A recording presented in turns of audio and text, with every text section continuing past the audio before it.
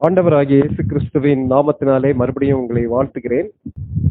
கடந்த முறை படிக்கும்போது இரண்டாவது மிஷனரி பயணத்தை முடிக்கக்கூடிய ஸ்டேஜ்ல பவுல் அவருடைய நண்பர்கள் எங்க வராங்கன்னா அந்தியோகியாவுக்கு வருகிறார்கள். அந்தியோகியாவுக்கு வந்து தங்கள் மூலமாக கர்த்தர் என்ன செய்தார் என்பதை திருச்சபைக்கு அறிவிக்கிறார்கள். படிக்கும்போது முக்கியமான 3 கேள்விகளை நம்ம பார்த்தோம். அதை பத்தி விலாவாரியாக நம்ம படிக்க முடியல. ஒன்று, அந்தியோகியா திருச்சபையின் சிறப்பு என்ன என்ற கேள்வி கேட்கப்பட்டது. சகோதரர் பரமாத்மா கேட்டாங்க, அந்தியோகியா திருச்சபையின் சிறப்பு என்ன? அதான் இன்னைக்கு படிக்க போறோம். 2வது, கலாச்சாரத்தை பின்பற்றும் போது வசனத்தை மையப்படுத்த வேண்டுமா? கலாச்சாரமா வசனமா? இது நல்ல கேள்வி இல்லையா? ஒருவேளை கெங்கிரேயா பட்டணத்துல பவுல் தலைச்சவரம் பண்ணுவதற்காக போனார். இந்த டிஸ்கஷன் ரொம்ப நேரம் ஓடிட்டு இருந்துச்சு. அந்த டைம்ல வந்த கேள்வி என்னன்னா, பவுலை போல அல்லது மற்ற மக்கள் பின்பற்றக்கூடிய கலாச்சாரத்தை நாம் பின்பற்ற வேண்டுமான்னு சொல்லி கேள்விகள் எழுப்பப்பட்டது. ஒரு காரியத்தை நன்றாக ஞாபகம் வைத்துக் கொள்ள வேண்டும். என்னன்னா, வசனத்துக்கு எதிரான கலாச்சாரம், வசனத்துக்கு முரண்படக்கூடிய கலாச்சாரம் அல்லது மூட நம்பிக்கைகளை பின்பற்றக்கூடிய கலாச்சாரம், அதை பின்பற்றுவதற்கு தேவன் நம்மை அழைக்கவில்லை. தேவன் நம்மை அழைத்திருப்பது வசனத்தின்படி வாழுவதற்கு, வசனத்தின் அடிப்படையில் பின்பற்றுவதற்கு. அப்ப எல்லா காரியத்தையுமே நம்ம எதன் அடிப்படையில எடை போட்டு பார்க்கணும்னா, ஆண்டவருடைய வார்த்தை இதை குறித்து என்ன சொல்லுகிறது, அதன் அடிப்படையில நம்ம அதை எடை போட்டு பார்க்கும்போது வசனத்துக்கு விரோதமான கலாச்சாரமாக இருக்குமானால் நம்மால் அதை ஏற்றுக்கொள்ள முடியாது. இப்போ உதாரணத்துக்கு, நம்முடைய சுப்ரீம் கோர்ட்ல ஒரே பாலின திருமணத்துக்கான அங்கீகாரத்துக்கான கேஸ் நடந்துச்சு. ஒரு விவாதம் நடந்தது. கடைசியில் அந்த கோர்ட் அந்த கேஸ்ல அப்படி ஜட்ஜ்மெண்ட் கொடுக்கல. என்ன இதுனா, ஆண் ஆணை திருமணம் செய்வது, பெண் பெண்ணை திருமணம் செய்வது, lesbian marriage and K marriage, on அது செக்ஷுவல் பர்வர்ஷன் சொல்லி சொல்லுவாங்க, பாலிய தாறுமாறுகள். வசனம் என்ன சொல்லுகிறது? ஒருவனுக்கு ஒருத்தி. ஆண்டவர் ஆதாமுக்கு ஏவாளை கொடுத்தார். அவர்கள் மூலமாக ஒரு சந்ததியை, தேவனுக்கு பிரியமான ஒரு சந்ததியை உருவாக்க வேண்டும் என்று யோசித்தார். ஆண் ஆணை திருமணம் செய்வது கல்ச்சர்ல வரலாம், ஆனா வசனத்துக்கு எதிரானது. அது தேவன் அருவருக்கக்கூடிய ஒரு காரியம். அதனால கலாச்சாரம் மாறிக்கொண்டே இருக்கும், வசனம் மாறாது. வசனத்தின் அடிப்படையில காரியங்களை முடிவு பண்ண வேண்டியது மிக மிக முக்கியம். ஒன்று. 2வது ஒரு கேள்வி எழும்பியது. என்ன கேள்வினா, வசனம் யார் யாருக்கெல்லாம் எந்த அளவுக்கு அறிந்திருக்கிறார்களோ அதன் அடிப்படையில கீழ்ப்படிந்தா போதும். அதாவது அந்த வசனத்தை அவங்க எப்படி புரிஞ்சுக்கிட்டாங்களோ அதன் அடிப்படையில அவங்க முன்னேறினா போதும். அந்த மாதிரி கருத்தை நாம் ஏற்றுக்கொள்ளலாமா? அவங்களுக்கு தெரிஞ்சது அவ்வளவுதான். அந்த வசனத்தின் அடிப்படையில இப்ப பொய் சொல்றது தப்பு இல்லைன்னு அவங்க நினைக்கிறாங்க. அதனால பொய் சொல்வது தவறு இல்லைன்னு சொல்லி எடுத்துக்கொள்ளலாமா? இதை வேத வசனத்தின் அடிப்படையில படிச்சு பாத்தீங்கன்னா, அறிந்தோ அறியாமலோ தவறு செய்யும் போது விளைவுகள் உண்டு. எல்லாவற்றுக்கும் மேலாக ஒருவர் இயேசு கிறிஸ்துவை தன்னுடைய சொந்த இரட்சகராக ஏற்றுக்கொள்ளும் போது பரிசுத்த ஆவியானவர் உள்ள வந்துடுறார். நம்முடைய தாய்மொழியில ஆண்டவர் தேவனுடைய வார்த்தையை எழுதி கொடுத்திருக்கிறார். இந்த பரிசுத்த ஆவியானவர் பாவத்தை குறித்தும் நீதியை குறித்தும் நியாய தீர்ப்பை குறித்தும் கண்டித்து உணர்த்துவார். பல்வேறு விதங்கள்ல நம்ம கிட்ட பேசுறார். ஒரு விசுவாசி இடத்துல கண்டிப்பா பேசுவார். அப்படி இருக்கும்போது எனக்கு இது தெரியாது, அதனால நான் மிஸ்டேக்கால செஞ்சேன்னு சொல்லி சொல்ல முடியாது. பாவத்தை பாவம் என்று ஒத்துக்கொண்டு தேவனுடைய சமூகத்திலே மனம் திரும்ப வேண்டும். எந்த சாக்கு போக்கும் சொல்லி நம்ம என்ன செய்ய முடியாது, தப்ப முடியாது. 2வது காரியம், நம்ம ஏற்கனவே சொன்ன மாதிரி அந்தியோகியா திருச்சபையை குறித்து நம்ம விவரமாக படிக்க போறோம். ஏன்னா கடந்த முறை நம்ம படிக்கும்போது எருசலேமுக்கு அடுத்தபடியாக முக்கியமான பங்கு வகித்தது அந்தியோகியா. அப்போஸ்தலர் நடபடிகள் முழுவதுக்கும் கீ வேர்ஸ்ன்னு சொல்லி சொன்னீங்கன்னா, அப்போஸ்தலர் நடபடிகள் 1 அதிகாரம் 8ஆம் வசனம், அப்போஸ்தலர் 1:8, பரிசுத்த ஆவியானவர் உங்களிடத்தில் வரும்போது நீங்கள் பலனடைந்து எருசலேமிலும் யூதேயாவிலும் சமாரியாவிலும் பூமியின் கடைசி பரியந்தமும் எனக்கு சாட்சியா இருப்பீர்கள் என்று ஆண்டவர் வாக்கு கொடுத்தார். பிதாவினிடத்தில் இருந்து வந்த பரிசுத்த ஆவியானவர் சீஷர்களை அப்போஸ்தலர்களை நிரப்பின போது, ஆட்கொண்ட போது அவர்கள் இயேசு கிறிஸ்துவுக்கு என்று சாட்சிகளாக மாறினார்கள். அதான் அப்போஸ்தலர் நடபடிகளுடைய முக்கியமான செய்தி. அப்போஸ்தலர் நடபடிகள் சொல்லி சொல்லும் போது பரிசுத்த ஆவியானவர் அப்போஸ்தலர்கள் மூலமாக செய்த சம்பவங்களின் தொகுப்பு. ஆக்ட்ஸ் ஆஃப் அப்போஸ்தலர்ஸ், பரிசுத்த ஆவியானவருடைய செயல்கள், அப்போஸ்தலர்களுடைய செயல்கள். அப்போ இவர்கள் எங்கு சாட்சிகளாக மாறுகிறார்கள்? எருசலேமிலே சாட்சிகளாக மாறுகிறார்கள். எருசலேமுக்கு அடுத்து சமாரியாவிலே சாட்சியாக மாறுகிறார்கள். சமாரியர்கள் சொல்லி சொல்லும் போது யூதர்களுக்கும் அசீரியர்களுக்கும் பிறந்த கலப்பின மக்கள், ஆஃப் ஜூன் சொல்லி சொல்லுவாங்கல்ல, பாதி யூதன் பாதி புறஜாதியான். அந்த சமாரியர்களுக்கு சுவிசேஷம் இவர்கள் மூலமாக அறிவிக்கப்படுகிறது. அவர்களுக்கு சாட்சியா மாறுறாங்க. எருசலேமிலும் யூதேயாவிலும், அது ரெண்டும் யூதர்களுடைய இடம், சமாரியாவிலும், அடுத்து பூமியின் கடைசி பரியந்தம் எனக்கு சாட்சிகளா இருப்பீர்கள். அப்படி பார்க்கும்போது முதலாக நற்செய்தி புறஜாதியாருக்கு பரவினது, அல்லது புறஜாதியார் மத்தியில், புறஜாதியார் சொல்லி சொல்லும் போது யூதர் அல்லாத மக்கள் மத்தியில உருவாக்கப்பட்ட திருச்சபை எதுனா அந்தியோகியா திருச்சபை. நம்ம கையில் இருக்கக்கூடிய வேத புத்தகத்தை அப்போஸ்தலர் நடபடிகள் 11வது அதிகாரத்துக்கு நம்ம திருப்பி வைத்துக் கொள்ளலாம். கொஞ்சம் காரியங்கள் நம்ம ஏற்கனவே படிச்சிருக்கிறோம், பட் இன்றைக்கு அந்தியோகியா திருச்சபையை பற்றி ஆழமாக நம்ம படிக்கிறதுக்கு அழைக்கப்பட்டிருக்கோம். 11வது அதிகாரம், அப்போஸ்தலர் நடபடிகள் 11வது அதிகாரம் 19, 20வது வசனங்கள் வாசிக்கிறீங்களா சிஸ்டர்? வாசிக்கிறேனே.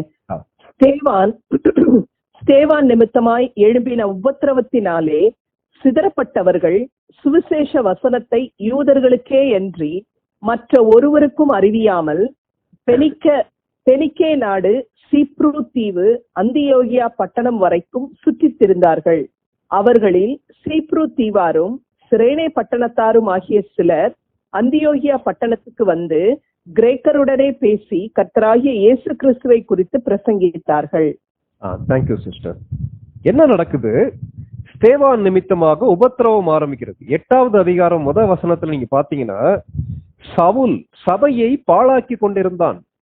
ஸ்தேவான கல்லெறிஞ்சு கொல்லும் போது சவுல் பக்கத்துல இருந்து பாத்துக்கிட்டு இருக்காரு. இந்த உபத்திரவத்தின் நிமித்தமாக மக்கள் சிதறடிக்கப்படுறாங்க, பல்வேறு இடங்களுக்கு ஓடி போறாங்க. அப்படிப்பட்ட மக்கள் வந்து அந்தியோகியாவிலே சுவிசேஷத்தை அறிவிக்கிறார்கள். சரி, இந்த அந்தியோகியா பட்டணம் நீங்க பைபிள படிக்கும் போது 2 அந்தியோகியா உண்டு, குழப்பிடக்கூடாது. ஒரு அந்தியோகியா சீரியாவுடைய தலைமையகம். இந்த அந்தியோகியா நம்ம ஏற்கனவே பவுலுடைய 2வது மிஷனரி பயணத்துல படிக்கும் போது பிசிதியாவிலே உள்ள அந்தியோகியா அது கிடையாது, அது வேற அந்தியோகியா. இந்த அந்தியோகியா எருசலேம்ல இருந்து நார்த் ஆஃப் ஜெருசலேம், எருசலேம்ல இருந்து 300 மைல் தூரத்தில் இருக்கக்கூடிய ஒரு இடம். எவ்வளவு மக்கள் அதுல வாழ்ந்தாங்க? ஏறக்குறைய 5 லட்சம் மக்கள் வாழ்ந்த ஒரு சிட்டின்னு சொல்லி சொல்றாங்க. ரோமாபுரிக்கு அடுத்தபடியாக, அலெக்சாந்திரியா பட்டணத்துக்கு அடுத்தபடியாக முக்கியமான the greatest city next to Rome and Alexandria, ரோம பேரரசின் முக்கியமான நகரங்கள் இருக்கு இல்லையா, ரோமாபுரி, அடுத்து அலெக்சாந்திரியா, அதுக்கு அடுத்து முக்கியமான சிட்டி எதுன்னு பாத்தீங்கன்னா இந்த அந்தியோகியா. இது ஒரோன்டஸ் எனப்பட்ட நதியுடைய கரையிலே கட்டப்பட்டிருந்தது. இந்த நகரம் மெடிட்டரேனியன் சி, மத்திய கடல்ல இருந்து 15 மைல் தூரத்திலே உள்ள ஒரு நகரம். காஸ்மோபாலிட்டன் சிட்டின்னு சொல்லி சொல்றாங்க. Cosmopolitan city. வியாபார மார்க்கம் எல்லாம் இந்த பாதை வழியா போச்சு. இங்க என்னென்ன கலாச்சாரம்லாம் இருந்துச்சு? கிரேக்க கலாச்சாரம் இருந்தது, சீரியர்களுடைய கலாச்சாரம் இருந்தது, ரோம கலாச்சாரம் இருந்தது. இவ்விதமாக பல்வேறு கலாச்சார சூழ்நிலைகள் நிறைந்த ஒரு பட்டணம் இந்த அந்தியோகியா பட்டணம். சாரி, இந்த பட்டணத்துக்கு என்ன பெயர் கொடுத்திருந்தாங்கன்னா சிட்டி ஆஃப் பியூட்டிஃபுல் சிட்டின்னு சொல்லி பெயர் கொடுத்திருந்தாங்க. மிகவும் அழகான ஒரு நகரம் சொல்லி கொடுத்திருந்தாங்க. அதுல உள்ள ஒரு தெருவை பற்றி வாரன் வியாஸ்பி எழுதும் போது, அந்த தெரு 4 மைல் தூரம் நீளமுள்ள ஒரு தெரு. அந்த தெரு முழுசும் மார்பிளால அலங்கரிக்கப்பட்டிருந்ததுன்னு சொல்லி சொல்றாங்க. அது மாத்திரமல்ல, அந்த நாட்களிலேயே தெரு விளக்குகள் எரியக்கூடிய ஒரே ஒரு பட்டணம் இந்த பட்டணம் சொல்லி சொல்றாங்க. மற்ற இடங்கள்ல எந்த சிட்டிலையுமே ஸ்ட்ரீட் லைட் கிடையாது, ஆனா தெரு விளக்கு பயன்படுத்தின ஒரு பட்டணம் சொல்லி சொல்றாங்க. அந்த பட்டணத்துக்கு இன்னொரு பேர் என்னன்னா குயின் ஆஃப் ஈஸ்ட், கிழக்கத்திய ராணி என்று அழைக்கப்பட்ட ஒரு பட்டணம். அப்ப யோசிச்சு பாருங்களேன், ஈஸ்டர்ன் சைட்ல உள்ள குயின், அந்த அளவுக்கு அழகான ஒரு பட்டணம். அந்தியோகியால இன்னொரு ஃபேமஸான ஒரு காரியம் என்னன்னா டாஃப்னி எனப்பட்ட ஒரு தேவதைக்கு கோயில் கட்டப்பட்டிருந்தது. ஊரை விட்டு 5 மைல் தள்ளி ஒரு பெரிய பிரம்மாண்டமான கோயில் கட்டப்பட்டிருந்தது. அந்த கோவிலிலே பாலிய ஆசைகளை தணிப்பதற்கான மக்கள் இருந்தாங்க. மோசமான விதத்துல தங்களுடைய வாழ்க்கையை கெடுக்கக்கூடிய மக்கள் இருந்தாங்க. அப்போ என்ன சொல்றாங்கன்னா, கொரிந்து பட்டணத்துக்கு அடுத்தபடியாக ஒழுக்க நெறி அறநெறிலாம் கெட்டு போன இம்மாரலா இருக்கக்கூடிய ஒரு சிட்டி வந்து இந்த அந்தியோகியா சரி. இங்க யாரெல்லாம் இருந்தாங்க? யூதர்கள் இருந்தார்கள், கிரேக்கர்கள் இருந்தார்கள், ரோமன்ஸ் இருந்தாங்க, ரோம மக்கள் குடியுரிமை பெற்றவங்க இருந்தாங்க, பாரசீகர்கள் இருந்தாங்க, இன்னும் யார் இருந்தாங்க தெரியுமா? இந்தியர்களும் இருந்தாங்கன்னு சொல்லி சொல்றாங்க. இந்தியர்கள் அந்த காலத்திலேயே அந்தியோகியா பட்டணத்திலே வாழ்ந்தார்கள் சொல்லி சொல்றாங்க. சைனீஸ் இருந்தாங்க, சைனா தேசத்தை சேர்ந்தவர்கள் இருந்தாங்க. இப்படி ஒரு பட்டணம் இருந்தது. ஆனால் இந்த ஒரு பட்டணத்திலிருந்து தான் சுவிசேஷம் உலகத்தின் கடைகோடி வரைக்கும் பரவுவதற்கு பயன்படுத்தப்பட்டது. சரி, இந்த அந்தியோகியா திருச்சபையுடைய ஸ்பெஷாலிட்டி என்னன்றதை நம்ம பார்ப்போம். இப்போ சகோதரி வாசிக்க கேட்டு அந்த வசனத்தை அப்படியே பாருங்களேன். 11வது அதிகாரம் 19வது 20வது வசனங்கள். இந்த பட்டணத்துல திருச்சபையை உருவாக்கினது யார்? பவுல் போய் திருச்சபையை உருவாக்கினாரா? பவுல் போய் உருவாக்கல. பர்னபா உருவாக்கினாரா? பர்னபா உருவாக்கல. சீலா உருவாக்கினாரா? சீலா உருவாக்கவில்லை. மற்ற அப்போஸ்தலர்கள் உருவாக்கினார்களா? அப்போஸ்தலர்கள் உருவாக்கவில்லை. இப்ப மறுபடியும் 19ஆம் வசனத்தை 11, 19 அப்படியே கவனிங்களேன். ஸ்தேவான் நிமித்தமாய் எழும்பின உபத்திரவத்தினாலே சிதறப்பட்டவர்கள் சுவிசேஷ வசனத்தை யூதர்களுக்கே அன்றி மற்ற ஒருவருக்கும் அறிவியாமல் பெனிக்கே நாடு, சீப்புரு தீவு, அந்தியோகியா பட்டணம் வரைக்கும் சுற்றி திரிந்தார்கள். உபத்திரவம் எருசலேமிலே வருகிறது. உபத்திரவத்துக்கு பயந்து அந்த ஊர்ல இருந்தா அவர்களை கொன்று விடுவார்கள் என்று பயந்து சிதறப்பட்டவர்கள் எங்க வராங்கன்னா, அவ்வளோ தூரம், ஏறக்குறைய 300 மைல் தூரத்தில் இருக்கக்கூடிய அந்தியோகியாவுக்கு வராங்க. அந்தியோகியாவுக்கு வந்த உடனே அவங்க அந்த ஊரை சுத்தி பார்க்கணும். த பியூட்டிஃபுல் சிட்டி, அந்த ஊரை சுத்தி பார்க்கணும்னு சொல்லி அவங்க யோசிக்கல. அங்கே இருக்கக்கூடிய மக்கள் நற்செய்தியை அறிந்து கொள்ள வேண்டும் என்று அதற்கு அவர்கள் முயற்சி எடுக்கிறாங்க. அந்த 19ஆம் வசனத்துல பாருங்களேன், யாருடைய பெயரும் குறிக்கப்படவில்லை. பெனிக்கே நாடு, சீப்புரு தீவு, அந்தியோகியா மட்டும் சிதறப்பட்டவர்கள் வந்து அறிவித்தார்கள். அவ்வளவுதான். அவங்களுக்கு கொடுத்திருக்க பேர் வந்து சிதறப்பட்டவர்கள், அவ்வளவுதான். அப்போ திருச்சபை யார் மூலமாக உருவாகியது? நற்செய்தி யார் மூலமாக அறிவிக்கப்பட்டது? நேம்லெஸ் பயனீர்ஸ் சொல்லி ஒரு தேவனுடைய மனிதர் எழுதுகிறார். அப்படின்னா என்ன அர்த்தம்? பெயர் அறியப்படாத விசுவாசிகள் மூலமாக அந்தியோகியாவிலே நற்செய்தி அறிவிக்கப்பட்டது.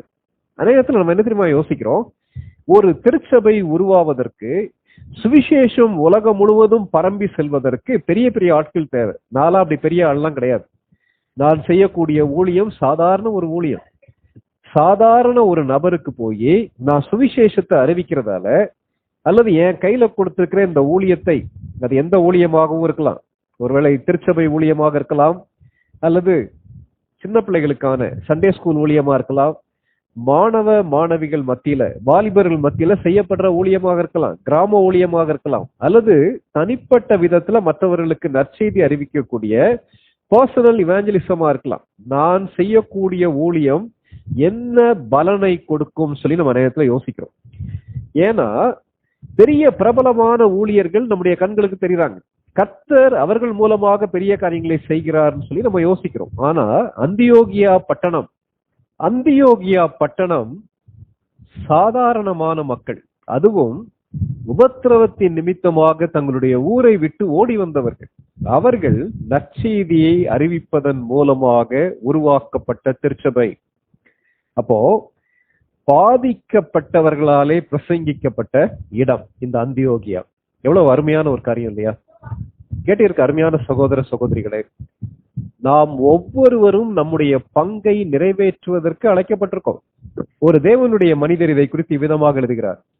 வரலாற்று புத்தகத்திலே அந்தியோகியா திருச்சபையை உருவாக்கினவர்களுடைய பெயர் பொறிக்கப்படவில்லை. நீங்க என்ன ஹிஸ்டரியை தேடி பார்த்தாலும் ரோமாபுரியிலே திருச்சபையை உருவாக்கினவர்கள், அந்தியோகியாவிலே திருச்சபையை உருவாக்கினவர்கள் யாரும் சொல்லி சொல்லப்படல.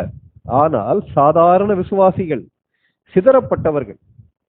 ஆனால் அவர்களுடைய பெயர்கள் புக் ஆஃப் லைஃப், தேவனுடைய கரத்திலே உள்ள அந்த வாழ்வின் புத்தகத்துல அவங்களுடைய பெயர் உண்டு. பரலோகத்துல ஒரு நாள் போய் இருக்கும்போது அதற்கு கிரியைகள் உண்டு. கேட்டிருக்க அருமையான சகோதர சகோதரிகளே, இன்றைக்கு நம்ம கையில கொடுத்திருக்கிற பணியை உண்மையும் உத்தமமா நம்ம செய்யறோமா? ஒருவனுடைய பெயர் வெளியே வராம இருக்கலாம், உலகத்துடைய பார்வையில நம்ம செய்யக்கூடிய பணி சாதாரணமானதாக இருக்கலாம், அல்லது நேம்லெஸ் பயனியர்ஸா இருக்கலாம். அந்த இடத்துல புதிதாக ஊழியத்தை ஆரம்பித்து கஷ்டப்பட்டு ஊழியம் செய்யக்கூடிய ஒரு நபராக இருக்கலாம். ஆனா எல்லாவற்றையும் தேவன் கணக்கிலே வைத்திருக்கிறார். இந்த சாதாரண மக்கள் செய்த ஊழியத்தின் விளைவாக அவ்வளவு பெரிய இம்பாக்ட் உருவாக்கப்படுது. 20ஆம் வசனத்தை அப்படியே பாருங்களேன்.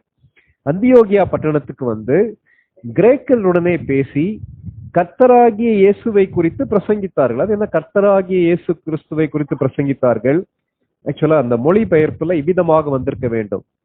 அவர்கள் இயேசுவே கர்த்தர் என்று பிரசங்கித்தார்கள். இயேசு கிறிஸ்துவே கடவுள், அவர் ராஜாதி ராஜா என்று அவர்கள் பிரசங்கித்தார்கள். இன்றைக்கு வாய்ப்பு கிடைக்கும் போது நாம் மற்றவர்களுக்கு சுவிசேஷத்தை அறிவிக்கிறோமா? நம்முடைய பெயர் வரவில்லை என்பதற்காக சோர்ந்து போயிடுறோமா? அல்லது நான் சாதாரண ஒரு மனிதன், என் மூலமாக ஆண்டவர் என்ன செய்ய முடியும் நம்ம யோசித்தோம்னா இல்ல. இந்த இடத்துல அவ்வளவு மகிமையான காரியங்கள் இவர்கள் மூலமாக நடைபெறுகிறது. முதலாவது. இரண்டாவது, என்ன நடக்குதுன்னா, இவங்க போய் நற்செய்தியை அறிவித்த உடனே அங்கே ஒரு பெரிய மாற்றம் நிகழ்கிறது. 21ஆம் வசனம் வாசிங்க. கர்த்தருடைய கரம் அவர்களோடே இருந்தது, அநேக ஜனங்கள் விசுவாசிகளாகி கர்த்தரிடத்தில் திரும்பினார்கள். சிஸ்டர் மறுபடியும் ஒரு தடவை வாசிக்குமா? கர்த்தருடைய கரம் அவர்களோடே இருந்தது, அநேக ஜனங்கள் விசுவாசிகளாகி கர்த்தரிடத்தில் திரும்பினார்கள். இது என்ன கொடுத்திருக்கு? கர்த்தருடைய கரம் அவர்களோடு இருந்தது. ரொம்ப முக்கியமான காரியம். அவர்களுடைய வாயிலே தேவனுடைய வார்த்தை இருந்தது. அவர்கள் சென்று சுவிசேஷத்தை அறிவிக்கும் போது சாதாரண மக்கள், ஆனால் கர்த்தருடைய கரம் அவர்களோடு இருந்தது. கர்த்தருடைய கரம் அவர்களோடு இருந்தபடினால அநேக ஜனங்கள் விசுவாசிகளாகி கர்த்தரிடத்தில் திரும்பினார்கள். முதல்ல பார்த்தோம், பாதிக்கப்பட்டவர்கள் பிரசங்கித்த இடம். தங்களுடைய வாழ்க்கையிலேயே பிரச்சனை, தாங்களே சிதறடிக்கப்பட்டவர்கள், நம்ம போய் என்னத்தை செய்யறதுன்னு அவங்க சோர்ந்து போல. வாழ்க்கையில் உபத்திரவங்கள் வரும்போது, வேதனைகள் வரும்போது அதையும் பயன்படுத்தி சுவிசேஷத்தை அறிவித்தார்கள். விளைவு அங்கே திருச்சபை உருவானது. இரண்டாவது, பெரிய மாற்றம் பெற்ற மக்கள். அதுல பாத்தீங்கன்னா 2 வார்த்தைகளை பரிசுத்த ஆவியானவர் அங்க பயன்படுத்துகிறார். ஒன்று, அநேக ஜனங்கள் விசுவாசிகளானார்கள். முதலாவது விசுவாசிகளானார்கள். இரண்டாவது, கர்த்தரிடத்தில் திரும்பினார்கள். கர்த்தரிடத்தில் திரும்பினார்கள். இதை குறித்து தேவனுடைய மனிதர் அல்லது வேதத்தை போதிக்கக்கூடிய தியோடர் வில்லியம்ஸ் என்ன சொல்லும்போது 2 வார்த்தைகளை பயன்படுத்துறாங்க. ஒன்று, நம்பினார்கள். இரண்டாவது, திரும்பினார்கள்.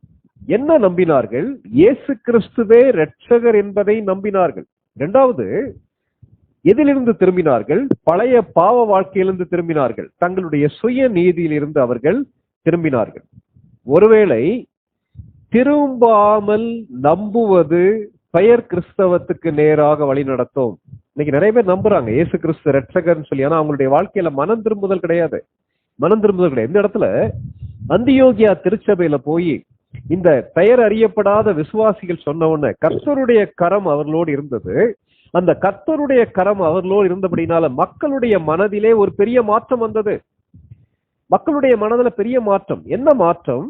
அவர்கள் கர்த்தரை விசுவாசித்தார்கள், கர்த்தரிடத்திலே திரும்பினார்கள். அப்போ அவ்விதமான மனம் திரும்புதல் இல்லாதபடிக்கு கர்த்தரை விசுவாசிக்க கூடிய வாழ்க்கை பெயர் கிறிஸ்தவம், அது உண்மையான ரட்சிப்பு கிடையாது. அதே போல கர்த்தரை விசுவாசிக்காமல் திரும்புவது அறநெறி தன்மையை காட்டும், சன்மார்க்க வாழ்க்கையை காட்டும், உண்மையான ரட்சிப்பை காட்டாது. ரெண்டுமே முக்கியம்.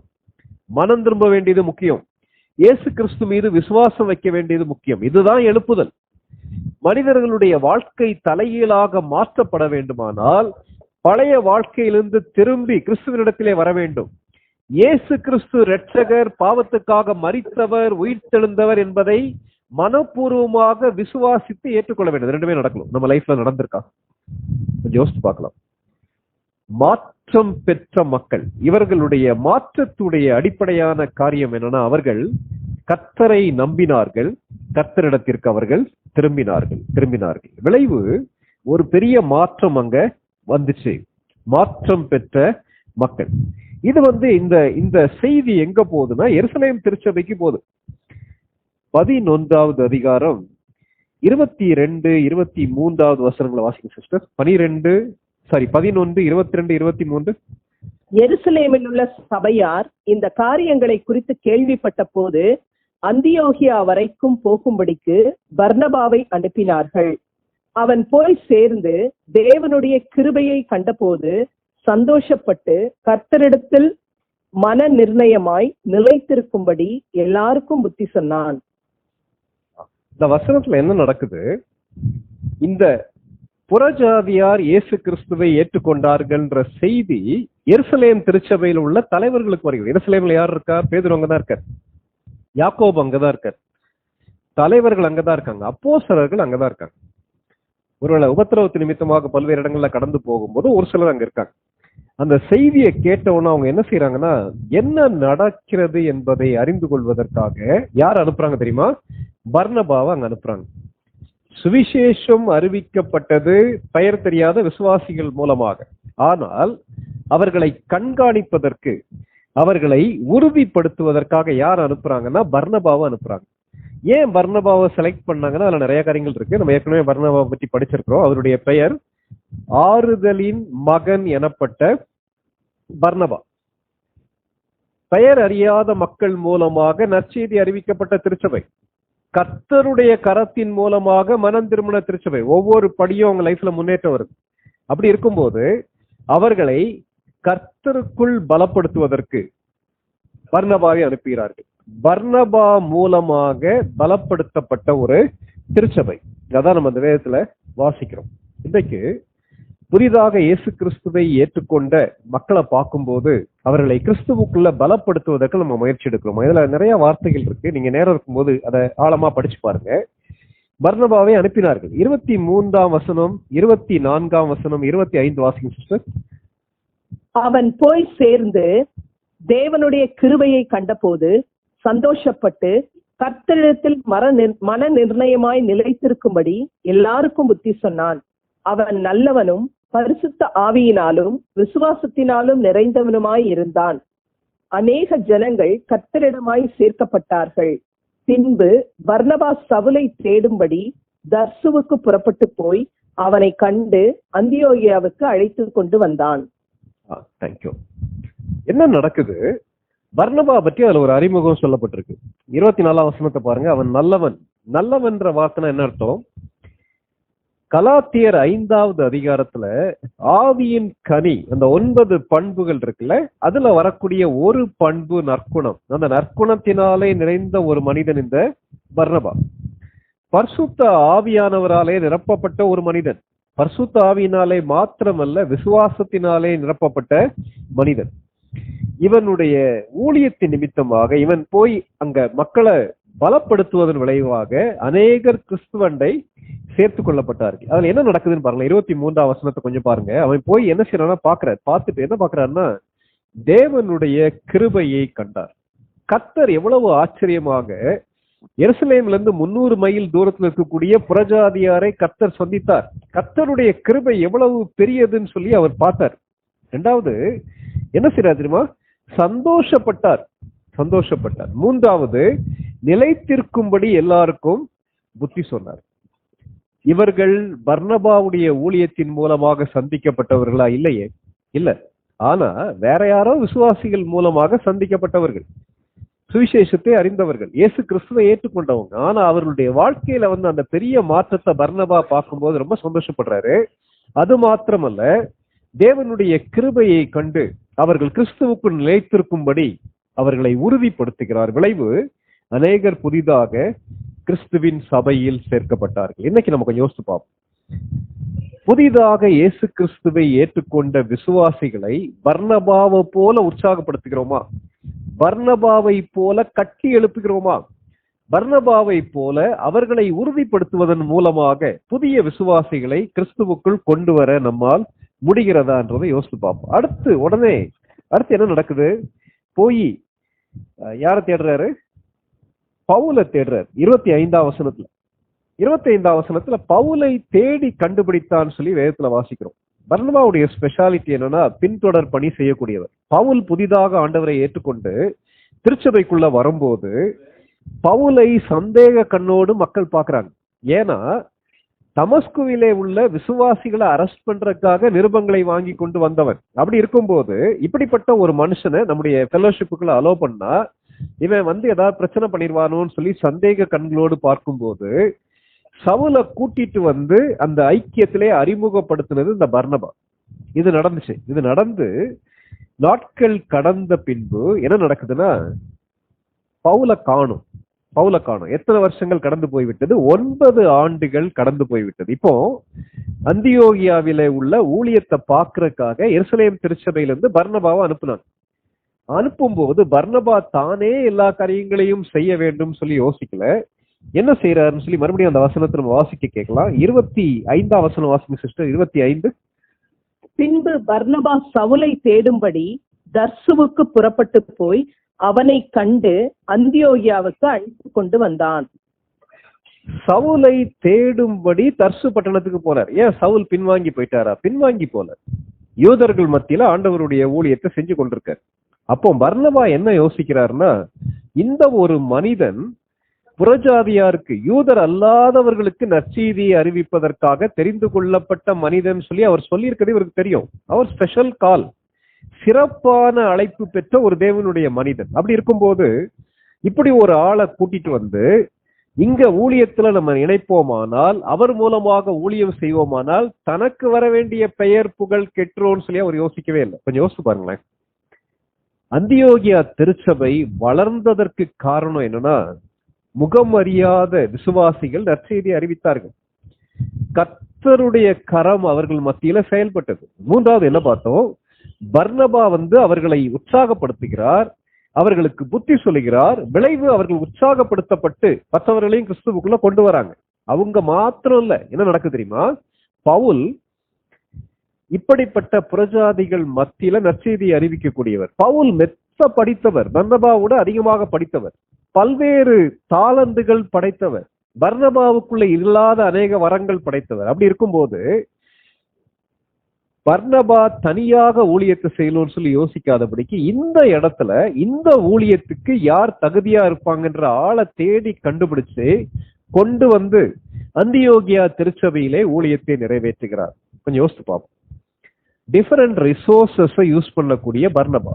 அந்தியோகியா திருச்சபை எந்த விதத்துல பெயர் பெற்றது, புகழ் பெற்றது, பாக்கியம் பெற்றதுன்னா, அதை கண்காணிப்பதற்காக பர்னபா அனுப்பப்பட்டார். அதை உபதேசிப்பதற்காக பர்னபா யாரை தேடி கண்டுபிடிச்சு கூட்டு வர்றாருன்னா, பவுலை போய் தேடி கூட்டு வந்துடுறாரு. கூட்டிட்டு வந்து என்ன பண்றாங்க நீங்க பாருங்களேன். 26ஆம் வசனம் வாசிங்க சிஸ்டர். அவர்கள் 1 வருஷ காலமாய் சபையோட கூடியிருந்து அநேக ஜனங்களுக்கு உபதேசம் பண்ணினார்கள். முதல் அந்தியோகியாவிலே சீஷர்களுக்கு கிறிஸ்தவர்கள் என்கிற பேர் வழங்கிற்று. 1 வருஷம் கர்த்தருடைய வார்த்தையை அந்தியோகியா திருச்சபையிலே உள்ள விசுவாசிகளுக்கு யார் போதித்தார்? பர்னபா போதித்தார். அதே போல பவுலும் போதித்தார். 2 பேரும் சேர்ந்து அவர்களுக்கு கர்த்தருடைய வார்த்தையை, கர்த்தருடைய உபதேசத்தை கற்றுக் கொடுக்கிறார்கள். பவுலாலே பர்னபாவாலே போதிக்கப்பட்ட ஒரு திருச்சபை. எவ்வளவு மகத்துவமான திருச்சபை! எவ்வளவு நாள் போதிக்கிறாங்க? 1 நாள் 2 நாள் இல்ல, ஒவ்வொரு ஓய்வு நாள் தோறும் மாத்திரமல்ல, 1 வருடம். அதுல பாருங்களேன், 1 வருஷ காலமாய் வந்துட்டு போதிச்சுட்டுலாம் போல, அங்கேயே தங்கியிருந்து அநேக ஜனங்களுக்கு உபதேசம் பண்ணினார். இன்னைக்கு கொஞ்சம் யோசித்து பார்ப்போம். ஒரு திருச்சபை வளர வேண்டுமானால், ஒரு விசுவாசிகளுடைய கூட்டம் வளர வேண்டுமானால், ஒரு திருச்சபை மிளிர வேண்டுமானால், அந்த திருச்சபையிலிருந்து மிஷனரிகள் உருவாக வேண்டுமானால், கர்த்தருடைய வசனத்தை போதிக்க வேண்டியது மிக மிக முக்கியம். இந்த அந்தியோகியா திருச்சபை பாக்கியம் பெற்றதுன்னு ஏன் சொல்றோம்னா, பர்னபா கண்காணித்தார், பர்னபா உற்சாகப்படுத்தினார், பர்னபாவும் பவுலும் 1 ஆண்டு கர்த்தருடைய வசனத்தை அவர்களுக்கு போதித்தார்கள். இன்னைக்கு நம்ம யோசித்து பார்ப்போம். ஒன்று, நம்ம கர்த்தருடைய வசனத்தை படிக்கிறோமா? கர்த்தருடைய வசனத்தை படிக்காதபடிக்கு வளர்ச்சி கிடையாது, வாழ்வு கிடையாது, பயன் கிடையாது. அநேக விசுவாசிகள் செய்யக்கூடிய ஒரு பெரிய தப்பு என்னன்னா, இயேசு கிறிஸ்துவை ஏற்றுக்கொண்ட அதே லெவல்ல நின்றுறாங்க. வேதத்துல மல்கியா எங்க இருக்குன்றது அவங்களுக்கு தெரியாது. அதே போல பிலமோன்ற புத்தகத்தை, பிலமோன்ற நிருபத்தை பழைய ஏற்பாட்டுல தேடக்கூடிய விசுவாசிகள் உண்டு. ரட்சிக்கப்பட்டு எத்தனை வருஷம் ஆச்சு? 10 வருஷம் ஆச்சு, 20 வருஷம் ஆச்சு. வளர வேண்டிய அளவுக்கு வளராத விசுவாசிகள். ஆனால் அந்தியோகியா திருச்சபை வளர்ந்ததற்கு காரணம், அந்தியோகியா திருச்சபை பிரகாசித்ததற்கான காரணம் கர்த்தருடைய வசனத்தை அவர்களுக்கு போதித்தார்கள். கர்த்தருடைய வசனத்தை நம்ம படிக்கிறோமா? ஒன்று. கர்த்தருடைய வசனத்தை அறிந்து கொள்வதற்கு அத்தனை ஏதுக்கள் இருக்கு. கர்த்தருடைய வசனத்தை மற்றவர்களுக்கு கற்றுக் கொடுக்கிறோமா? உங்களுடைய ஆர்வத்தை நான் பாராட்டுறேன். ஏன்னா வாரம் நம்ம கர்த்தருடைய வார்த்தையை படிப்பதற்காக தான் இங்க கூடி வரும். அதே நேரத்துல நம்ம தனிப்பட்ட விதத்திலேயும் படிக்கிறோமா, மற்றவர்களுக்கு கற்றுக் கொடுக்கிறோமா என்பதை நாம் யோசிக்க வேண்டியது மிக மிக முக்கியம்.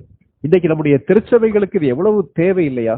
நம்முடைய திருச்சபைகளுடைய மந்தமான நிலைமைக்கு, நம்முடைய திருச்சபைகள்ல ஆவிக்குரிய எழுப்புதல் வராமல் இருப்பதற்கு, நம்முடைய திருச்சபைகள்ல இருந்து மிஷனரிமார் கிளம்பி போகாம இருக்கிறதுக்கு தடை என்ன தெரியுமா? பெரிய அற்புதங்கள் கிடையாது, பெரிய அனுபவங்கள் கிடையாது. கர்த்தருடைய வார்த்தையின் போதனை குறைந்து கொண்டு வருகிறது. அதிக பாரத்தோடு நான் அதை குறித்து பேசுறேன்.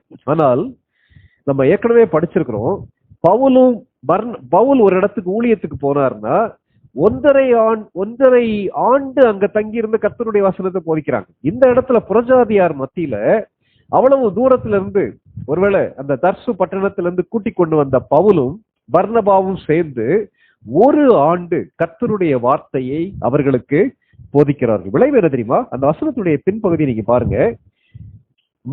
முதல் அந்தியோகியாவிலே சீஷர்களுக்கு கிறிஸ்தவர்கள் என்ற பெயர் வழங்கிற்று. பெயர் பெற்ற திருச்சபை அந்தியோகியா திருச்சபை. பெயர் பெற்ற திருச்சபை. பெயர் யார் வைக்கிறா? தங்களை தாங்களே சொல்ல, நாங்கெல்லாம் கிறிஸ்தவங்க சொல்ல. வசனத்தை படிக்கும் போது அவருடைய பின்னணியத்துல படிக்கணும். பின்னணியத்துல பார்க்கும்போது கிறிஸ்தவர்கள் என்ற பெயர் அவர்களுக்கு பாராட்டாக கிடைத்த பெயர் அல்ல, பட்ட பெயராக கிடைத்த பெயர். அந்தியோகியால தான் முதலா கிறிஸ்தவர்கள் என்ற பெயர் உண்டாயிற்று.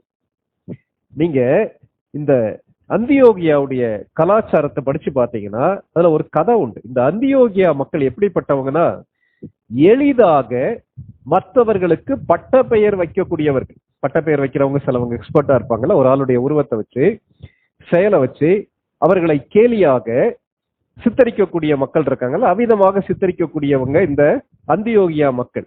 இவ்விதமான கேலி பண்றதுல, பட்ட பெயர் வைக்கிறதுல எக்ஸ்பர்ட்னு சொல்றாங்க. அங்க ஒரு எம்பரர், ஒரு சக்கரவர்த்தி ஜூலியன் என்பவர் அந்த ஊருக்கு வந்தாராம். வரலாறு விதமாக சொல்கிறது. வரும்போது அவருக்கு ஒரு சின்ன குறுந்தாடி இருந்துச்சாம். அந்த தாடியை பார்த்து அவருக்கு என்ன பேர் வச்சுட்டாங்க? அவரை பார்க்கறதுக்கு வெள்ளாடு மாதிரி இருக்குன்னு சொல்லி அவருடைய பேரையே வெள்ளாடுன்னு சொல்லி மாத்திட்டாங்க. யாருக்கு? எம்பரருக்கு. ஜூலியனுக்கு இவங்க வச்ச பேர் வெள்ளாடுன்னு சொல்லி பேர் வச்சாங்க. அதே மாதிரி கிறிஸ்தவர்களுக்கு என்ன பேர் வைக்கிறாங்க? புதிதாக இயேசு கிறிஸ்துவை ஏற்றுக்கொண்ட விசுவாசிகளுக்கு கிறிஸ்டியன்ஸ் பேர் வைக்கிறாங்க. அந்த IANS CHRIST கிரைஸ்ட் கிறிஸ்துவை குறிக்கிறது. IANS கிறிஸ்டியன்ஸ் என்ற IANS என்ற வார்த்தை லத்தீன்ல என்ன தெரியுமா குறிக்கிறது? பிலாங்கிங் டு, குறிப்பிட்ட இந்த கட்சியை சேர்ந்தவர்கள், குறிப்பிட்ட இந்த நபரை சேர்ந்தவர்கள் என்று அவர்களுக்கு பட்ட பெயர் வைக்கிறாங்க. இந்த கட்சியை சேர்ந்தவர்கள். இவங்களை பார்த்தா இவர்கள் பேசக்கூடிய செயல்கள் எல்லாவற்றிலேயும் கிறிஸ்து கிறிஸ்து கிறிஸ்துன்னு சொல்லி கிறிஸ்து வெளிப்படுகிறார். இவர்களுடைய செயல்களை எடுத்து பார்த்தா இயேசு கிறிஸ்து இப்படி சொன்னார் ஐயா, நாங்க இப்படிதான் வாழுவோம்னு சொல்லி சொல்றாங்க. அப்போ அவர்களுடைய வாழ்க்கையின் மையத்துல அந்தியோகியா திருச்சபையிலே இயேசு கிறிஸ்துவை ஏற்றுக்கொண்ட விசுவாசிகள், இன்னொரு வார்த்தை பயன்படுத்தப்பட்டிருக்கு பாருங்க, அவர்கள் விசுவாசிகளாக நின்று விடவில்லை, அவர்கள் சீஷர்களாக மாறிவிட்டார்கள். 26ஆம் வசனத்துடைய நடுப்பகுதி, அந்தியோகியாவிலே சீஷர்களுக்கு கிறிஸ்தவர் என்ற பெயர் உண்டாயிற்று. ரட்சிக்கப்பட்டது ஒரு லெவல். அந்த ரட்சிக்கப்பட்ட அவர்களுக்கு கர்த்தருடைய வசனத்தை போதித்ததன் விளைவாக அவர்கள் வளர்ந்து வருகிறார்கள். இயேசு கிறிஸ்துவை பின்பற்றக்கூடிய சீஷர்களாக மாறிவிடுகிறார்கள். இயேசு கிறிஸ்து அவங்களுடைய வாழ்க்கையின் எல்லா பகுதிகளிலையும் பிரதிபலிக்கிறார். இதை பார்த்த சமுதாயம், என்னடா இவங்களை பார்த்தா எப்ப பார்த்தாலும் இயேசு இயேசுன்றாங்க. இயேசுன்றத இவங்களுடைய வாழ்க்கையை விட்டு எடுத்துட்டா, கிறிஸ்துன்ற வார்த்தையை எடுத்துட்டா இவங்களுடைய வாழ்க்கை ஒன்று இல்லாம போயிடும். அந்த அளவுக்கு கிறிஸ்துவை பிரதிபலித்த திருச்சபை மக்களாலே நிரம்பின அந்தியோகியா திருச்சபை. கேட்டிருக்க அருமையான சகோதர சகோதரிகளை, இன்னைக்கு நிறைய நேரங்கள்ல இது ஆவிக்குரிய சபை, இது ஆவி இல்லாத சபைலாம் நிறைய நம்ம மக்கள் மத்தியில பிரிவுகள் இருக்கு. இதெல்லாம் மெயின்லைன் சர்ச், இதெல்லாம் சாதாரண சர்ச், அது அந்த சர்ச் உருப்படாது, இந்த சர்ச் உருப்படாதுன்னு சொல்லி ஒரு திருச்சபை இன்னொரு திருச்சபை குறை சொல்வதும், இந்த குறிப்பிட்ட திருச்சபைக்கு போனாதான் கிறிஸ்துவுக்குள்ள வளருவோம்னு சொல்லி நிறைய விதமான காரியங்கள் நம்ம கேள்விப்படுறோம். ஒவ்வொரு வாரமும் ஒவ்வொரு திருச்சபைக்கு போகக்கூடிய மக்கள்லாம் இருக்காங்க. ஆனால் அந்தியோகியா திருச்சபைன்னு சொல்லி சொல்லும் போது சமுதாயத்துல அந்தியோகியா திருச்சபையில உள்ள அங்கத்தினர் மத்தியில கிறிஸ்துவை சமுதாயம் பார்த்ததுயா, பார்த்தது. அவங்க கொடுத்த பட்ட பெயர் என்ன தெரியுமா? கிறிஸ்து இவர்கள், கிறிஸ்டியன்ஸ். இன்னைக்கு நம்ம வாழக்கூடிய இடத்துல அப்படி வாழ்றோமா? நம்முடைய குடும்பத்துல கிறிஸ்துவை நம்மிலே மற்றவர்கள் பார்க்கிறார்களா? பணிபுரியக்கூடிய இடத்துல இவர்கள் கிறிஸ்தவர்கள் என்று நம்மை குறித்து சொல்ல முடியுமா? சமுதாயத்திலே நாம் வாழக்கூடிய வாழ்க்கை இயேசு கிறிஸ்துவை பிரதிபலிக்கிறதா? கொஞ்சம் யோசித்து பார்க்கலாம். பட்ட பெயர் பெற்ற திருச்சபை என்ன பெயர் பெற்றார்கள்? கிறிஸ்தவர்கள் என்ற பெயர் பெற்றார்கள். புறஜாதியார் மத்தியில முதல் உலக வரலாற்றுல இந்த பெயர் உருவான இடம் எது தெரியுமா? அந்தியோகியானா கிறிஸ்டியன்ஸ். ஞாபகம் வச்சுக்கிறங்க. சொன்னது யார்? இயேசு கிறிஸ்துவை அறியாதவர்கள், மற்ற மதத்தை வணங்கினவர்கள். இன்னைக்கு மற்ற சமயத்தை பின்பற்றக்கூடிய இயேசு கிறிஸ்துவை அறியாத மக்கள் நமக்கு கொடுக்கக்கூடிய பட்ட பெயர் என்ன? கொஞ்சம் யோசித்து பார்க்கலாம். அவங்கள மாதிரிதான் வாழ்றோமா? அந்தியோகியா திருச்சபை மக்கள் வித்தியாசமா வாழ்ந்தாங்க. நீங்க பைபிள படிச்சு பாத்தீங்கன்னா கிறிஸ்தவர்கள்ன்ற வார்த்தை புதிய ஏற்பாட்டுல 3 இடத்துலதான் வருது. ஒன்று, இந்த இடம் முதலாக அந்தியோகியாவிலே கிறிஸ்தவர்கள் என்ற பெயர் வழங்கிட்டு. இரண்டாவது, அப்போஸ்தலர் 26வது அதிகாரம் 28ஆம் வசனத்துல வருது.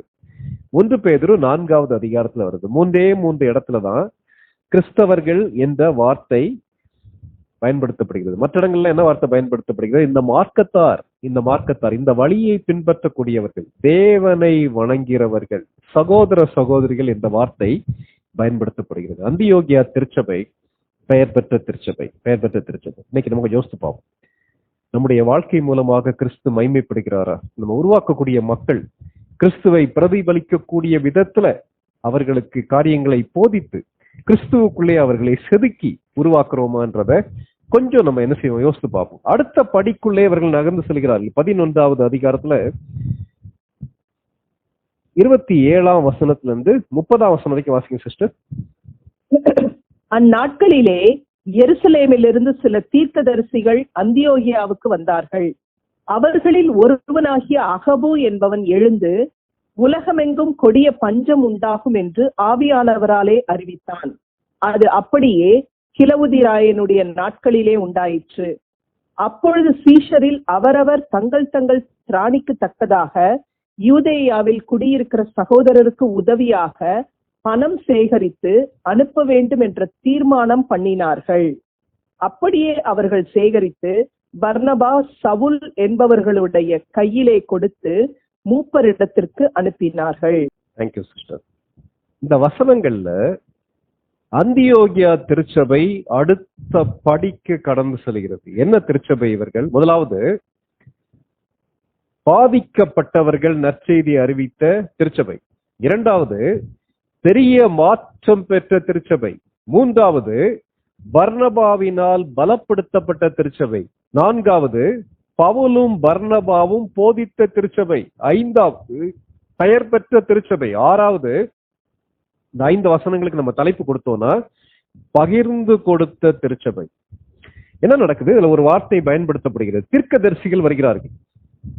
எருசலேமிலிருந்து சில தீர்க்கதரிசிகள் வருகிறார்கள். தீர்க்கதரிசிகள்னா யாரு? வரப்போற காரியத்தை சொல்றவங்களா? வரப்போற காரியத்தை சொல்றவங்க, குறி சொல்றவங்க. கர்த்தருடைய வார்த்தையின் அடிப்படையில் கர்த்தருடைய சித்தத்தை வெளிப்படுத்தக்கூடியவர்கள் தீர்க்கதரிசிகள். வரங்கள்ல அது ஒரு வரங்களா சொல்லப்பட்டிருக்கு. அந்த தீர்க்கதரிசிகள் வராங்க, அவங்க சொல்றபடி நடக்குது. அகபூன் ஒரு தீர்க்கதரிசி என்ன சொல்றாருன்னா, அந்தியோகியாவுக்கு வந்துட்டு என்ன சொல்றாருன்னா, உலகமெங்கும் கொடிய பஞ்சம் உண்டாகும் என்று ஆவியானவராலே அறிவித்தார். ஏதோ கெஸ்ட் பண்ணி தன்னுடைய சொந்த கதையை சொல்ல, கர்த்தருடைய வாக்கின்படி அவர் அறிவிக்கிறார். சொன்னபடியே பஞ்சம் உண்டாயிற்று. ஜோசிபஸ் என்ற வரலாற்று ஆசிரியர், தேவனுடைய மனிதர், இந்த பஞ்சம் மிகவும் கொடுமையா இருந்துச்சுன்னு சொல்லி எழுதுறாரு. அப்படி இருக்கும்போது என்ன நடக்குதுன்னா, இந்த அந்தியோகியா திருச்சபை பவுல் மூலமாக, பர்னபா மூலமாக உபதேசிக்கப்பட்டு பெயர் பெற்ற திருச்சபை என்ன பண்றாங்கன்னா, தங்கள் திராணிக்கு தக்கதாக யூதேயாவில் குடியிருக்கிற சகோதரருக்கு உதவியாக பணம் சேகரித்து அனுப்ப வேண்டும் என்று தீர்மானம் பண்ணினார்கள். எருசலேம் திருச்சபை மூலமாக நற்செய்தி இவங்களுக்கு வந்துச்சு. இப்போ எருசலேம் திருச்சபையில் இருக்கக்கூடிய விசுவாசிகளுக்கு சரீர பிரகாரமான தேவை இருக்கிறது. அப்போ இவர்கள் எப்படிப்பட்ட மக்கள்னா, அந்த அந்தியோகியா மக்கள் நன்றியுள்ள மக்கள். யார் மூலமாக ஆவிக்குரிய நன்மையை பெற்றுக்கொண்டார்களோ அவர்களுக்கு சரீர நன்மைகளை திருப்பி அளிக்கக்கூடிய அந்தியோகியா திருச்சபை, பகிர்ந்து கொடுக்கக்கூடிய திருச்சபை. எதை பகிர்ந்து கொடுக்கிறார்கள்? தங்க கையில உள்ள வருமானத்திலிருந்து தேவையுள்ள மக்களுடைய தேவையை சந்திப்பதற்கு பகிர்ந்து கொடுக்கிறாங்க. பவுலுடைய போதனை என்ன? இயேசு கிறிஸ்துடைய போதனை என்ன? ஆவிக்குரிய காரியங்களை உங்களுக்கு போதிக்கக்கூடிய மக்களுக்கு, உங்களை ஆவிக்குரிய விதத்துல வளர்க்கக்கூடிய மக்களுக்கு சரீர பிரகாரமாக அவர்களுடைய தேவைகளை சந்திக்க வேண்டியது உங்களுடைய பொறுப்பு சொல்லி சொல்றாரு. அதுல வரக்கூடிய ஒரு வார்த்தையை பாருங்க, தங்கள் திராணிக்கு தக்கதாக கொடுத்தார்கள். திராணிக்கு தக்கதாக கொடுத்தாருன்னா என்ன? அந்தியோகியா திருச்சபையிலே ஏழைகள் உண்டு, அந்தியோகியா திருச்சபையிலே அடிமைகள் உண்டு.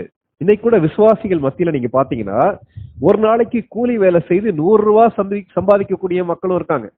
ஒரு சில சாப்ட்வேர் இன்ஜினியர்ஸ் ஒரே மாசத்துல இவர்கள் சம்பாதிக்கக்கூடிய பணத்தை விட பல மடங்கு சம்பாதிக்கக்கூடிய மக்கள் உண்டு. ஆனால் வேதம் கற்றுக் கொடுக்கக்கூடிய காரியம் என்ன தெரியுமா? தேவை உள்ள விசுவாசிகளின் தேவையை சந்திப்பதுல 2 பேருக்கும் பங்கு உண்டு. அந்தியோகியா திருச்சபை தேவை நிறைந்த எருசலேமிலே உள்ள யூதர்கள், இத்தனைக்கு அவங்கெல்லாம் யூதர்கள், அவங்கெல்லாம் புறஜாதியார் கிடையாது, வேறு இனத்தை சேர்ந்தவர்கள் சொல்லி ஒதுக்கிவிடவில்லை. சக விசுவாசிகள் மீது அன்பு காணப்பட்டது, அக்கறை காணப்பட்டது. விளைவு என்ன தெரியுமா? அதை சேகரித்து தீர்மானம் பண்றாங்க. சேகரித்து என்ன பண்றாங்கன்னா, யார் கையில கொடுத்து விடுறாங்கன்னா, பவுலுடைய கையில, பர்னபாவுடைய கையில கொடுத்து நேரம் அங்க இருக்க விசுவாசிகள்கிட்ட கொடுக்க சொல்ல அங்க இருக்கக்கூடிய மூப்பர்கள் இடத்துல கொடுத்து விடுறாங்க. கேட்டிருக்க அருமையான சகோதர சகோதரிகளே, இன்னைக்கு நம்முடைய ஈகை எவ்விதமாக இருக்கிறது? இந்த அந்தியோகியா திருச்சபை மக்கள் கொடுப்பதிலே, ஆண்டவருடைய ராஜ்யத்துக்கு கொடுப்பதிலே, ஆண்டவருடைய மக்களுக்கு கொடுப்பதிலே, தேவை உள்ள மக்களுடைய தேவையை சந்திப்பதிலே முக்கியமான பங்கு வகித்தார்கள். அது ஆவிக்குரிய முன்னேற்றத்தை காட்டக்கூடிய ஒரு அடையாளம் இல்லையா? இன்னைக்கு நம்ம கொஞ்சம் யோசித்து பார்ப்போம். யாருக்கு நம்ம கொடுக்கிறோம்? ஆண்டவர் வழி நடத்தக்கூடிய அளவுக்கு நம்ம கொடுக்கிறோமா? இதுல நிறைய மாறுபாடுகள் உண்டு. தசம பாகத்தை கொடுக்கலுமா, கூட கொடுக்கலுமா, இந்த ஊழியத்தை கொடுக்கலுமா, அந்த ஊழியத்தை கொடுக்கலுமா? கேள்வி என்னன்னா, நம்ம கையில வரக்கூடிய எல்லா பணமும், ஊழியத்தில் இருக்கக்கூடிய நானாக இருந்தாலும் சரி, பல்வேறு பணிகள்ல இருக்கக்கூடிய நீங்களாக இருந்தாலும் சரி, நம்ம கையில வரக்கூடிய எல்லா பணமும், ஒரு சிலர் இப்பதான் வேலை தேடிட்டு இருப்பீங்க, ஸ்டூடெண்டா இருக்கலாம், கையில கொடுக்கக்கூடிய பாக்கெட் மணியா இருக்கலாம், எல்லாம் கத்தட்டு வருது. அது 100 ரூபாயாவும் இருக்கலாம், 1 லட்சமாவும் இருக்கலாம். ஆனால் அந்த பணத்தை கர்த்தர் எவ்விதமாக செலவழிக்க சொல்லுகிறாரோ அவ்விதமாக செலவழிக்கிறோமா? அதான் கேள்வி.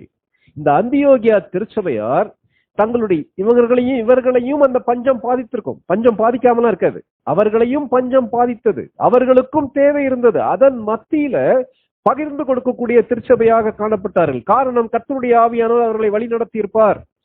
இன்னைக்கு நம்முடைய கிவிங் எப்படி இருக்குன்னு சொல்லி கொஞ்சம் யோசித்து பார்ப்போம். யாருக்காக கொடுக்க வேண்டும்? கர்த்தருக்காக கொடுக்க வேண்டும். கர்த்தர் வழி நடத்துகிறபடி கொடுக்க வேண்டும். கர்த்தருடைய மகிமைக்காக கொடுக்க வேண்டும். என்னுடைய பெயர் புகழுக்காக, என்னுடைய ஆசீர்வாதத்துக்காக கிடையாது. இந்த அந்தியோகியா திருச்சபை கொடுக்கக்கூடிய ஒரு திருச்சபை, பகிர்ந்து கொடுக்கக்கூடிய ஒரு திருச்சபை. கொஞ்சம் யோசித்து பாருங்களேன். மற்ற தேவதையை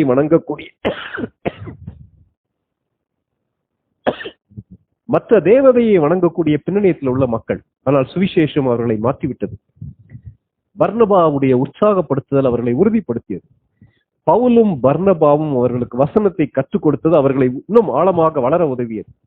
பெயர் பெற்ற கிறிஸ்தவர்களாக மாறிவிட்டார்கள். தங்களுடைய வாழ்க்கையின் செயல்கள் மூலமாக கிறிஸ்துவுடைய அன்பை அவர்கள் வெளிப்படுத்துகிறார்கள். இவர்கள் பகிர்ந்து கொடுத்த திருச்சபை மிகவும் கரிசனை கொண்ட ஒரு திருச்சபை. இன்னொரு ஸ்பெஷல் ஒரு கேரக்டர் அடுத்த இன்னொரு அதிகாரத்துல வாசிக்கலாம். 13வது அதிகாரத்துக்கு நம்ம திருப்பிக்கலாம். அப்போஸ்தலர் நடபடிகள் 13வது அதிகாரம் முதல் வசனம் வாசிங்க சிஸ்டர். 13:1 வாசிங்க. அந்தியோகியா பட்டணத்தில் உள்ள சபையிலே பர்னபாவும் நீகர் எனப்பட்ட சிமியோனும் சிரேனே ஊரானாகிய லூகியும் கார்பங்கு தேசாதிபதியாகிய ஏரோதுடனே கூட வளர்க்கப்பட்ட மனாயீனும் சவுலும் தீர்க்கதரிசிகளாயும் போதகர்களாயும் இருந்தார்கள். இதுல ஒரு பெரிய பட்டியல் கொடுக்கப்பட்டிருக்கு. முதல்ல பார்த்தோம், விசுவாசிகள் ஆனார்கள், சீஷர்கள் ஆனார்கள். இவர்களுக்கு நற்செய்தியை கொண்டு வந்த எருசலேம் திருச்சபையின் தேவையை சந்திக்கிறாங்க. இதுல பாத்தீங்கன்னா தலைவர்கள் அங்கிருந்து ஊழியம் செய்யறாங்க. இந்த இதுல வரக்கூடிய பேரை அப்படியே பாருங்களேன். 5 தலைவர்கள் இருக்காங்க. 13வது அதிகாரம் 1 வசனம். அந்தியோகியா பட்டணத்திலே உள்ள சபையில யாரெல்லாம் இருக்காங்க? பர்னபா தலைவராக இருக்கிறார், நீகர் எனப்பட்ட சிமியோன் இருக்கிறார், சிரேனே ஊரான் ஆகிய லூகி, கார்பங்கு தேசாதிபதியாகிய ஏரோதுடனே கூட வளர்க்கப்பட்ட மனாயின், சவுல் தீர்க்கதரிசிகளாகவும் போதகர்களாகவும் இருந்தார்கள். 5 தலைவர்களாலே வழி நடத்தப்பட்ட திருச்சபை. இதுக்கு என்ன தலைப்பு கொடுக்கலாம் தெரியுமா? பல்வேறு பரிணாமம் உள்ள திருச்சபை, டிஃபரெண்ட் டைமென்ஷன் உள்ள திருச்சபை. அது எந்த விதத்துல நீங்க டிஃபரெண்ட் டைமென்ஷன் சொல்லலாம்? பல்வேறு மொழிகள், பல்வேறு கலாச்சாரங்கள், பல்வேறு இடத்தில் இருந்து வந்த மக்களாலே நிரம்பி இருக்கக்கூடிய ஒரு திருச்சபை. இன்னைக்கு ஒரு சில திருச்சபைகளை பத்தி என்ன குறை சொல்றாங்க? இந்த ஊர்க்காரங்க மட்டும் தான் உட்காந்துருக்காங்க, அல்லது பணக்காரங்க மட்டும் தான் அந்த சர்ச்சுக்கு வருவாங்க, கார்ல வர்றவங்க மட்டும் தான் அந்த சபைக்கு வர முடியும். இங்க அப்படி சொல்லப்படல. இதை பாத்தீங்கன்னா பர்னபா கிரேக்க யூதன், கிரேக்க கலாச்சாரத்தை பின்பற்றக்கூடிய யூதன் அவன். ஆனா கிரேக்க மொழி பேசக்கூடிய யூதன். அடுத்து என்ன போட்டிருக்கு? நீகர் எனப்பட்ட சிமியோன். நீகர்ன்ற வேர்டுக்கு என்ன அர்த்தம்? நீக்ரோ, அந்த வேர்டு யூஸ் பண்றாங்க. கருப்பு இனத்தை சேர்ந்த ஒரு மனிதன், ஆப்பிரிக்கா தேசத்தை சேர்ந்த ஒரு மனிதன். இங்க வந்து நிற வேறுபாடுகள் இல்ல, கருப்பர் வெள்ளக்காரங்கன்ற நிற வேறுபாடுகள் அங்க இல்ல. சரி, அடுத்து யார பத்தி போட்டிருக்கு? சிரேனே ஊரானாகிய சிமியோன். இவரை பத்தி மார்க் 15வது அதிகாரம் 21ஆம் வசனத்துல வாசிக்கிறோம். இவர் தான் அந்த சிமியோனா இருக்கலான்றாங்க. இயேசு கிறிஸ்து தன்னுடைய சிலுவையை தூக்கி கொண்டு கொல்கதா மலையை நோக்கி போகும்போது ஒரு மனிதனை சிலுவையை சுமக்கும்படி பலவந்தம் பண்றாங்க. இந்த சிமியோன் தான் அந்த சிமியோனா இருக்கலாம்னு சொல்றாங்க. அந்த சிமியோன் வேறு ஒரு பின்னணியத்தை சேர்ந்த ஒரு சிமியோன். அடுத்து லூகி வந்து ஒருவேளை கிரேக்கரா இருந்திருக்கலாம், அல்லது கிரேக்க மொழி பேசக்கூடிய யூதரா இருந்திருக்கலாம். அடுத்து ஒரு ஆளை பத்தி போட்டிருக்கு பாருங்களேன். கார்பங்கு தேசாதிபதியாகிய ஏரோதுடனே கூட வளர்க்கப்பட்ட மனாயின். ஏரோதுடைய குடும்பத்தாரை பற்றி நமக்கு தெரியும். பெரிய ஏரோது இயேசு கிறிஸ்துடைய வயதில் இருந்த எல்லா குழந்தைகளையும் கொலை செய்தவன். அடுத்தது அகிரிப்பா என்ற அந்த ஏரோது யாக்கோபை கொலை செய்தவன். இயேசு கிறிஸ்துடைய சகோதரனாகிய யாக்கோபை ஆண்டவருடைய சீஷனாகிய யாக்கோபை கொலை செய்தவன். அடுத்து பேதுருவை பிடிச்சு ஜெயில தூக்கி வச்சவன். அது யாரு? அகிரிப்பா. அடுத்து ஏரோது அந்திப்பா. எல்லாம் ஏரோதுனா ஒரே ஆள் நினைக்காதுங்க, வேற வேற ஆட்கள். ஏரோது அந்திப்பா யார் தெரியுமா? யோவான் ஸ்நானகனுடைய தலையை வெட்டி தன்னுடைய மகளுக்கு பரிசாக கொடுத்தவன். இந்த ஏரோது அந்திப்பாவுடைய உறவினரை பற்றி தான் இங்க சொல்லப்பட்டிருக்கு. அவ்வளவு கொடூரமான ஏரோதுடைய குடும்பத்துல ஏரோதோடு சேர்ந்து வளர்க்கப்பட்ட ஒரு மனிதனை பற்றி போட்டிருக்கு. அவனுடைய பெயர் என்ன? வளர்க்கப்பட்ட மனாயின். அடுத்து கிறிஸ்தவத்துக்கு எதிராக செயல்பட்ட சவுல். இவர்கள் அனைவரும் அந்த திருச்சபையில தீர்க்கதரிசிகளாக இருந்தார்கள், போதகர்களாக இருந்தார்கள். கொஞ்சம் யோசித்து பாருங்களேன். வித்தியாசமான கலாச்சார பின்னணியத்திலிருந்து வந்த தலைவர்கள் வழி நடத்தின ஒரு திருச்சபை. அவர்கள் வித்தியாசமான வரம் பெற்றவர்கள். ஆனா அவங்களுக்குள்ள சண்டையை போடல. நீ வேற ஜாதி, நான் வேற ஜாதி, நீ வேற பின்னணியோ, நான் வேற பின்னணியோ, நீ பெரியவனா, நான் பெரியவனான்ற போட்டி போறாமலாம் அங்க இல்ல. அவர்கள் அந்த அளவுக்கு வளர்ந்து பெருகினார்கள். கொரிந்து திருச்சபையை பற்றி பவுல் எழுதும் போது, பவுலை சேர்ந்தவன், அப்போலோவை சேர்ந்தவன், அவரை சேர்ந்தவன், இவரை சேர்ந்தவன் சொல்லி சண்டையை போடுறீங்களப்பா, கிறிஸ்து பிரிந்திருக்கிறாரான்னு சொல்லி சொல்றாரு. இங்க அப்படி இல்ல. 5 வித்தியாசமான தலைவர்கள் சேர்ந்து செயல்படுகிறார்கள். இன்னைக்கு கேட்டிருக்க அருமையான சகோதர சகோதரிகளே, நம்முடைய ஐக்கியங்கள்ல அன்பு உண்டா? ஒற்றுமை உண்டா? மனிதர்களை அவர்களுடைய நிறத்தின் அடிப்படையில, மொழியின் அடிப்படையில, ஜாதியின் அடிப்படையில, கலாச்சாரத்தின் அடிப்படையில வேறு பிரிக்கிறோமா? விசுவாசிகள் அப்படி பிரிக்கிறோமா? அப்படி பிரிப்போமானா நம்ம ஆவிக்குரிய வாழ்க்கையில வளரவில்லை. அந்தியோகியா திருச்சபை பல்வேறு பரிணாமம் உள்ள ஒரு திருச்சபை. விளைவு என்ன தெரியுமா? 13வது அதிகாரம் 2ஆம் வசனம் வாசிங்க. 13வது அதிகாரம் 2ஆம் வசனம். கர்த்தருக்கு ஆராதனை செய்து உபவாசித்துக் கொண்டிருக்கிற போது பர்னபாவையும் சவுலையும் நான் அழைத்த ஊழியத்துக்காக அவர்களை பிரித்து விடுங்கள் என்று பரிசுத்த ஆவியானவர் திருவுளம் பற்றினார். பரிசுத்த ஆவியானவருடைய வழி நடத்தின்படி அருட்பணியாளர்களை அனுப்பின திருச்சபை. கொஞ்சம் யோசித்து பாருங்களேன். ஒவ்வொரு படியும் முன்னேறக்கூடிய திருச்சபை. அந்தியோகியா திருச்சபை கொடுத்து வச்ச திருச்சபை. 5 தலைவர்கள் அது மத்தியில ஊழியம் செய்யறாங்க. அப்படி அவங்க உபவாசித்து ஆராதனை பண்ணிருக்கும்போது கர்த்தர் சொல்லுகிறார், நான் தெரிந்து கொண்ட ஊழியத்துக்கு பவுல் அனுப்பிருங்க, பர்னபாவை அனுப்பிருங்கன்னு சொல்லி பரிசுத்த ஆவியானவர் சொல்லுகிறார். அதுக்கு அவங்க அப்படியே என்ன செய்யறாங்கன்னா கீழ்ப்படிந்து அனுப்பி வைக்கிறார்கள். 3ஆம் வசனம் வாசிங்க சிஸ்டர். அப்பொழுது உபவாசித்து ஜெபம் பண்ணி அவர்கள் மேல் கைகளை வைத்து அவர்களை அனுப்பினார்கள். விளைவு மிஷனரி பயணம் ஆரம்பித்தது. கேட்டு அருமையான திருச்சபை மக்களே, சகோதர சகோதரிகளே, சாதாரண மக்கள் மூலமாக சுவிசேஷம் அறிவிக்கப்பட்டு உருவாக்கப்பட்ட திருச்சபை, பவுல் மூலமாக பர்னபா மூலமாக வசனத்திலே போஷிக்கப்பட்ட திருச்சபை. விளைவு என்ன தெரியுமா? நல்ல தலைவர்களை கர்த்தர் கொடுத்தார். அந்த திருச்சபையுடைய கனி என்ன தெரியுமா? தேவையுள்ள சந்திக்கப்படாத இடங்களுக்கு மிஷனரிகளை அனுப்பக்கூடிய திருச்சபையாக அது மாறிவிட்டது. இது எல்லாவற்றையும் குறித்து படிக்கணும்னு யோசித்ததுக்கு காரணம், நம்ம இந்த கடைசியாக இந்த வசனத்தை பார்த்து முடிக்கலாம். 14வது அதிகாரம். அங்கே கப்பல் 26 26 27 வாசிங்க சிஸ்டர். அங்கே கப்பல் ஏறி தாங்கள் நிறைவேற்றின கிரியைக்காக தேவனுடைய கிருபைக்கு ஒப்புவிக்கப்பட்டு புறப்பட்டு அந்தியோகியாவுக்கு வந்தார்கள். அவர்கள் அங்கே சேர்ந்த பொழுது சபையை கூடி வரச் செய்து தேவன் தங்களை கொண்டு செய்தவைகளையும் அவர் புறஜாதிகளுக்கு விசுவாசத்தின் கதவை திறந்ததையும் அறிவித்து அங்கே சீஷருடனே கூட அநேக நாள் சஞ்சரித்திருந்தார்கள். பவுலும் பர்னபாவும் தாங்கள் செய்த ஊழியத்தை குறித்த அறிக்கை, அந்த அறிக்கையை பகிர்ந்து கொண்டார்கள். யாரிடத்துல பகிர்ந்து கொண்டார்கள்? தலைவர்கள்ட்ட மட்டும் இல்ல, முழு திருச்சபையும் கூடி வர வைத்து பகிர்ந்து கொண்டாங்க. அப்போ பவுலும் பர்னபாவும், பவுலும் சீலாவும் கர்த்தருடைய ஊழியத்தின் நிமித்தமாக முதல் மிஷனரி பயணம் செல்லும் போது, 2வது மிஷனரி பயணம் செல்லும் போது அவர்களை பின்தொடர்ந்த திருச்சபை, அவர்களுக்காக ஜெபித்த திருச்சபை, அவர்கள் கர்த்தர் அவர்கள் மூலமாக என்ன காரியத்தை செய்தார் என்று பகிர்ந்து கொள்ளும் போது அதை ஆவலோடு கேட்ட ஒரு திருச்சபை. கொஞ்சம் யோசித்து பாருங்களேன். 2 மிஷனரி பயணங்களை நம்ம படிச்சு முடிச்சிருக்கோம். பவுல் சென்று கர்த்தருடைய ஊழியத்தை இவ்வளவு பலத்தோடு வல்லமையோடு செய்ததுடைய ரகசியம் என்னன்னா, அவருக்காக ஜெபிக்கக்கூடிய ஒரு திருச்சபை. அந்த திருச்சபை அந்தியோகியா திருச்சபை. அங்கிருந்து அனுப்பப்பட்டாங்க. அவர்களை ஜெபத்தினாலே தாங்கினார்கள். ஊழியத்தின் அறிக்கையிடும் போது அவர்கள் சேர்ந்து கர்த்தரை மகிமைப்படுத்தினார்கள். கொஞ்சம் யோசித்து பாருங்களேன். சாதாரண விசுவாசிகளால உருவாக்கப்பட்ட ஒரு திருச்சபை இவ்வளவு பெரிய இம்பாக்டை உருவாக்க முடியுமா?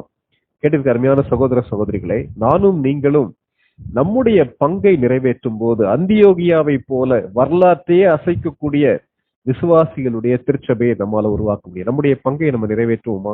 தலைகளை தாழ்த்தி கண்களை மூடி நம்ம ஜெபம் பண்ணலாம். அமைதியா பரிசுத்த ஆவியானவர் இன்னைக்கு ராத்திரி நம்மோடு என்ன பேசுகிறார்ன்றத கொஞ்சம் யோசிக்கலாம். நேம்லெஸ் பயனீர்ஸ், பெயர் அறியப்படாத முன்முயற்சியாளர்கள் வந்தார்கள். அவங்களே பாதிக்கப்பட்டவங்க, சிதறடிக்கப்பட்டவங்க. ஸ்தேவானை கொன்னுட்டாங்க, இவங்களையும் கொன்னுருவாங்களோன்னு பயந்து போய் அந்த எருசலேம் விட்டு ஓடி வந்தவங்க. ஆனா அவங்க சுவிசேஷத்தை அறிவிச்சாங்கய்யா. வாழ்க்கையின் வேதனைகள்ல மூழ்கி போயிருக்கிறோமா? டைம் இல்லைன்னு சொல்லி சொல்றோமா? எனக்கு இருக்க பிரச்சனை உங்களுக்கு தெரியாது பிரதர், நான்லாம் போய் காஸ்பல் ஒர்க் பண்ண முடியாதுன்னு சொல்றோமா? வாய்ப்பு கிடைக்கும் போதெல்லாம் நற்செய்தி அறிவிக்கிறோமா இல்லையா? அப்படி அறிவித்தபடியினாலே அந்தியோகியாவிலே நற்செய்தி அறிவிக்கப்பட்டது. கர்த்தருடைய கரம் அவர்களோடு இருந்தது. நானும் நீங்களும் கடந்து போகக்கூடிய சூழ்நிலை கர்த்தருக்கு தெரியும். அறிவிக்கும் போது கர்த்தருடைய கரம் கூட இருக்கும். கர்த்தர் பர்னபாவை அனுப்பினார். பர்னபா பலப்படுத்தினார், அவர்களை உற்சாகப்படுத்தினார். இன்னைக்கு மற்ற விசுவாசிகளை உற்சாகப்படுத்துறோமா? பவுலை தேடி கண்டுபிடித்த பர்னபா தனியா நானே எல்லாத்தையும் செய்யலோன்னு சொல்லி என்னுடைய சுய மகிமைக்காக ஊழியம் செய்யறனா? இல்லையே. பர்னபா விதமாக செய்யவில்லையே. கர்த்தருடைய வார்த்தையை 1 ஆண்டு உபதேசித்தார்கள். விளைவு என்ன தெரியுமா? பெயர் பெற்ற திருச்சபையாக மாறிவிட்டது. இன்னைக்கு நமக்கு என்ன பெயர் கொடுத்திருக்காங்க மக்கள்? பெயர் பெற்ற திருச்சபை, பகிர்ந்து கொண்ட திருச்சபையாக மாறினது. பஞ்சம் வந்தது. தேவையுள்ள மற்ற விசுவாசிகளுடைய தேவையிலே அவர்கள் பங்கெடுத்தார்கள். பகிர்ந்து கொண்ட திருச்சபை பரிசுத்த ஆவியானவருடைய வழிநடத்தல்படி மிஷனரிகளை அனுப்பியது. பல்வேறு பரிணாமங்கள் கொண்ட பரிமாணங்கள் கொண்ட தலைவர்களாலே நிரம்பின திருச்சபை. பல்வேறு வரங்கள் இருந்தது, பல்வேறு தலைவர்கள் இருந்தாலும் அவங்க மத்தியில ஒருமனப்பாடு இருந்தது. இது மத்தியில இருக்குதா? விளைவு என்ன தெரியுமா? பவுலுடைய ஊழியத்தையும் சீலாவுடைய ஊழியத்தையும் பர்னபாவுடைய ஊழியத்தையும் அவர்கள் பின்தொடர்ந்தார்கள். ஜெபத்தின் மூலமாக அவங்க வந்து அந்த திருச்சேவையில பகிர்ந்து கொள்ளும்போது சந்தோஷமாக தேவனை மகிமைப்படுத்தினார்கள்.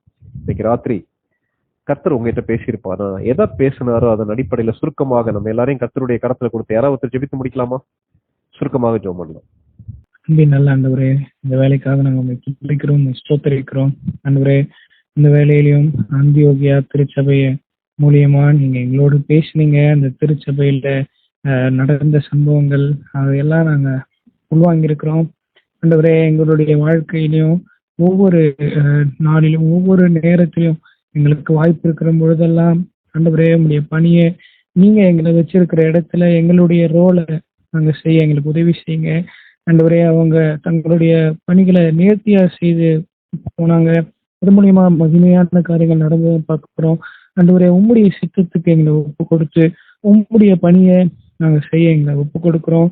நீங்க நடத்துங்க. எல்லா சூழ்நிலைகளிலும் உம்முடைய சித்தத்தை, வாழ்க்கைய உம்முடைய வார்த்தையை மையமாக கொண்டு வாழ எங்களுக்கு உதவி செய்யுங்க. உம்முடைய வார்த்தையின் அடிப்படையில எங்க வாழ்க்கையை நடத்த எங்க பரிசுத்த ஆவியானவர் முழுதுமா நடத்துங்க. தொடர்ந்து எங்களோட ஒவ்வொருத்தரோட கூட இருங்க. அண்ணனோடு கூட நடத்துங்க. இயேசு நாம் கேட்கிறோம் பிதாவே. ஆமென். ஆமென். ஆமென்.